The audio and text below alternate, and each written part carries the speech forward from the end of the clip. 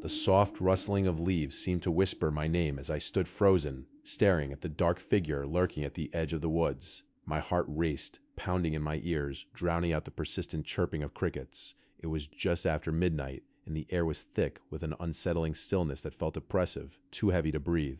I had come to this cabin alone for some peace and quiet, but I never expected to feel so utterly trapped. 2 days earlier, I arrived at the cabin nestled deep within the Pine Ridge Forest. It had been a long week at work, and I needed to escape the relentless grind of city life. The cabin was quaint, with a rustic charm that felt like stepping back in time.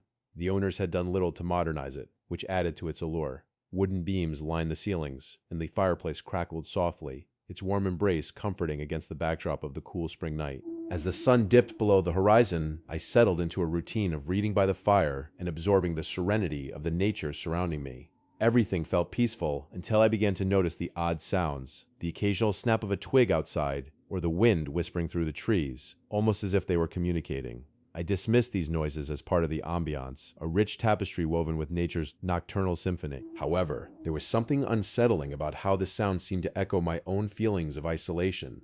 On the third night, as I lay nestled under a blanket, the scratching sound began. It was faint at first, like fingernails on wood, and I told myself it was just branches brushing against the cabin. But it lingered, growing louder and more insistent. Suddenly I froze. There was a distinct voice, soft and urgent, calling out from the woods. It felt as if it were directly outside my window, beckoning me closer. My skin prickled with unease. I wanted to convince myself it was just my imagination, a figment crafted by fatigue and solitude. But when I glanced out the window, the moon illuminated the clearing, revealing nothing but the dense trees shrouded in darkness. I took a deep breath and reminded myself of the reasons I came here, to break away from the chaos, to find solace. Yet, the whispers persisted, tempting me to step outside. By the time I decided to investigate, it was well past midnight. With every step toward the door, my heart raced. I grabbed a flashlight and opened the door as quietly as possible, the creaking hinges snapping the stillness like a twig. Once outside, I felt the cool night air wrap around me, sending shivers down my spine. I aimed the flashlight into the thicket, but all I saw was the faint glimmer of eyes reflecting back at me, animalistic, unblinking. "Hello?" I called out, but only the rustling leaves responded. I felt foolish for stepping out. This was exactly what I aimed to escape, spending my nights in fear, lost in my thoughts. Yet something compelled me to take a few steps further into the woods. The whispers grew clearer, forming sentences that tantalized my mind. They promised secrets of the forest, tales of those who wandered too far and never returned. What was this force pulling me in? My instincts screamed to turn back, yet my curiosity pushed me deeper. Just as I began to doubt my decision, I stumbled upon a clearing. In the center stood a massive gnarled tree, its roots twisted like fingers clawing at the earth. Beneath it lay something half buried, glistening softly under the moonlight. My heart raced at the thought of uncovering a hidden treasure or an ancient relic. But as I approached, the whispers grew frantic, urging me to stay away, cloaked more in dread than curiosity. I knelt down, brushing away the dirt to reveal a small, ornate box made of dark wood, adorned with symbols I didn't recognize. My fingers trembled as I touched it, and a wave of nausea washed over me. It felt wrong, as if the forest itself was warning me. The whispers crescendoed to a fever pitch, calling my name, urging me to open the box. Something deep in my gut told me I had stumbled upon something ancient, something that should remain buried. As I hesitated, the wind picked up, swirling around me, and I could have sworn I heard distinct voices crying out in anguish, echoing through the trees. It felt like they were warning me about the box. Fear gripped me, and I quickly covered the box with dirt once more and stood up, determined to head back to the cabin. But the whispers transformed now, a chorus of sinister laughter that echoed all around me, filling my head with dread. I turned and stumbled back the way I came. The trees seemed to close in, their trunks towering like silent sentinels. Each step felt heavier than the last as I fought against the rising panic. Then, just as I exited the clearing, I noticed a figure standing behind the massive tree, shadowed and motionless. My breath caught in my throat. The figure was watching me, its eyes glowing with an otherworldly light, and I felt paralyzed under its gaze. I wanted to scream, to run, but I found myself rooted to the spot, helpless. The laughter crescendoed into a cacophony as the figure stepped forward, its form shrouded, revealing only the suggestion of something monstrous. I forced myself to break free, sprinting through the trees toward the cabin, branches clawing at my skin as I dashed wildly. The whispers behind me transformed into a roar, and I could feel their breath on my neck, trailing me like a marauding beast. I burst through the cabin door and slammed it shut, gasping for air. My hands trembled as I locked the door, every fiber of my being urging me to barricade it. I listened intently, expecting to hear them pounding at the door. But there was nothing but the oppressive silence that swallowed the cabin whole. I could still feel the weight of those eyes upon me, the sinister presence lurking just beyond the wall. For hours, I sat in the darkness, never once daring to turn on a light, too afraid of drawing attention. Inside that dim space, my mind raced, glimpses of the figure and the whispers haunting me like a dark shadow. I couldn't shake the feeling that they were out there, circling like wolves, waiting for a moment of weakness. As dawn broke, I finally mustered the courage to peer through the window, and I gasped at what I saw. The area around the cabin was empty, but the whispering was gone. Only the rustling of the wind remained. I quickly packed my things, every item feeling like a weight tethering me to that cursed place. But as I stepped out into the morning light, I glanced back one last time. The gnarled tree loomed ominously in the distance, and my stomach churned as I recalled the box buried beneath its roots. Perhaps it was better left untouched, but a part of me wondered what secrets it held. Driving away, I caught a fleeting glimpse in my rearview mirror, a shadow darting between the trees. My heart raced again as the whispers echoed in my mind, promising they would always be there, waiting for the next curious soul. I knew I had escaped, but there was an unsettling truth I couldn't shake. Sometimes the forest doesn't want you to leave. The sound of shattering glass sent a shockwave of terror through me. I stood frozen in the dimly lit room, breath caught in my throat, as the unmistakable sound of footsteps crunching on broken glass echoed through the tiny beach house. It was 3 a.m., and the only company I had was the rhythmic crashing of waves outside. I never expected that my relaxing vacation by the ocean would devolve into a nightmare. The trip had been meant to be a getaway, just a few days of sun, sand, and solitude. I arrived in Seaside Cove late Saturday afternoon, the salty breeze of the Pacific Sea, a welcome relief from my hectic city life. The beach house was charming, with its cozy furnishings and a view that stretched for miles. I spent the first 2 days swimming and reading, lost in the blissful rhythm of summer, but it all turned too quickly. On the third night, everything changed. After a long day of lounging, I settled down to watch a movie when I heard it. A soft tapping began at the window, a sound I initially dismissed as just the branches swaying in the wind. However, when the tapping turned into a persistent banging, my heart began to race. I pulled back the curtain and peered into the darkness, only to find nothing but the vast blackness of the ocean night. I shrugged it off, attempting to comfort myself in the isolation of the house, but the tapping wouldn't stop. It seemed to follow me, echoing in my head as I tried to focus on the screen. Eventually, I made the decision to investigate, not expecting to find anything but a stray branch. I stepped outside, the cold sand sinking between my toes as I shivered in the night air. The glow of the porch light illuminated a serene landscape, but something felt off. An unsettling chill crawled down my spine, prompting a rush of adrenaline through my veins. I moved around the house, scanning the quiet darkness beyond the light's reach. The banging persisted, now sounding like a desperate plea for attention. I was just about to turn back when I caught a flicker of movement from the corner of my eye. Someone was out there, in the shadows by the window. My heart raced as terror surged through me. Who would be lurking around my house at this hour? I rushed inside, locking the door behind me as panic set in. I grabbed my phone to call the police, but realized my signal was dead. I was completely isolated. The banging now transformed into a full-on pounding, and with each strike I could feel the walls of the beach house tremble. "Who's there?" I shouted, my voice trembling. No response, just the relentless pounding that threatened to break through. "Please go away," I pleaded, feeling desperate. The pounding stopped abruptly. For a moment, all I could hear was the wind and the waves crashing against the shore. I felt the tension in my chest ease, thinking maybe whoever it was had decided to leave. I took a deep breath, feeling foolish for allowing my imagination to roam wild. But just as I started to calm, I heard a whisper, a hushed voice calling my name from outside, sending chills racing down my spine. I peered out the window again, adrenaline surging through me. The moonlight illuminated the sandy path leading to the house, but there was no one in sight. Just as I was about to dismiss the voice as a figment of my imagination, I caught sight of a shadow that had emerged from behind the house.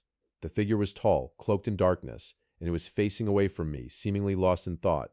My instincts screamed for me to hide. I backed away from the window, my heart pounding like a drum. With no means of escape, my eyes darted around the room in a panic. I had a heavy lamp at my side that could serve as a weapon, should the need arise. Just then, the figure began to turn, and I quickly ducked behind the sofa, praying it wouldn't see me. My breathing quickened as I gripped the lamp, bracing myself for whatever was about to come. I could hear footsteps approaching the door, and then a soft voice calling out, "I just want to talk." This wasn't a voice I recognized, but it was eerie and calm, like a predator luring in its prey. Please, just go away," I shouted back, my voice shaking. The footsteps paused for a moment, and then I heard what sounded like a soft laugh, chilling and low. "I need your help," it whispered. In an act of sheer desperation, I flung the heavy lamp toward the door, hoping to scare it away. The lamp flew through the air, crashing against the door with a loud thud. To my horror, I heard the figure giggle softly, an unsettling sound that chilled me to the bone. "Is that all you've got?" it taunted, stepping away from the door for a moment. I could hear it breathing heavily, as if reveling in my fear. The laughter stopped abruptly, and the house fell eerily silent. My heart raced, and I strained to hear anything, but only the sound of my own panicked breath filled the space.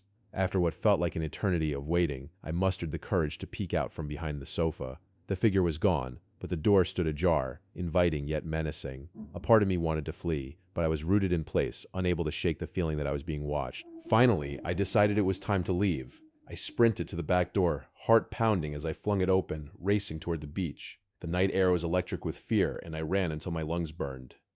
But even as I reached the shore, I couldn't shake the sense of being followed. I frantically turned around, scanning the darkness for any sign of the figure, but the only witness to my terror was the vast ocean stretching endlessly before me. In that moment, the only solace I found was in the crashing waves, their rhythmic lullaby momentarily calming my nerves. Just as I began to settle, I saw a shadowy outline emerge from the beach house behind me. It stood still, watching. I realized then the night was far from over, and my dread would not allow me to escape. No matter how far I ran, it felt like I was tethered to that house and the horror it concealed.